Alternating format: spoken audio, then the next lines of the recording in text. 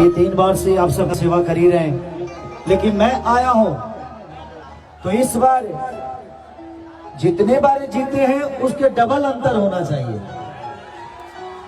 होगा ना? मैं यहाँ कार्यक्रम करना छोड़ दिया था क्योंकि लुधियाना में एक बहुत बड़ा घटना 2009 में हो गई थी मेरे साथ।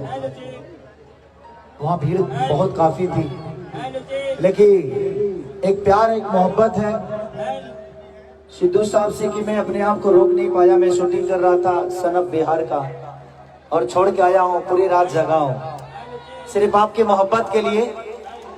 तो इस मोहब्बत को आप सबको दिखाना है कि खेसारी का आना और इनका जिताना आप सबके हाथ में। और मैं चाहता हूं कि तब तक ये कुछ बोले आप सबके बीच में, क्योंकि मैंने अभी इनके किए हुए बहुत सारी चीजें देखी।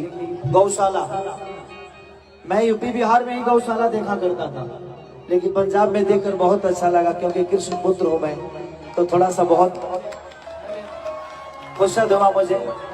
दूसरी की इनका बनाया हुआ अस्पताल, बड़ा भव्य तरीके से अस्पताल इन्होंने जो रोड के बीच से वो सारी प्रकृति को जिंदा रखा है, तो वो विचारधारा बताता है कि आप किस विचारधारा के इंसान हैं।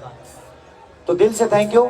और मैं आया हूं तो जितने लोग मुझे प्यार करते हैं वो इनको जिताएंगे ना? जोर से हल्ला करके बता दो। I love you.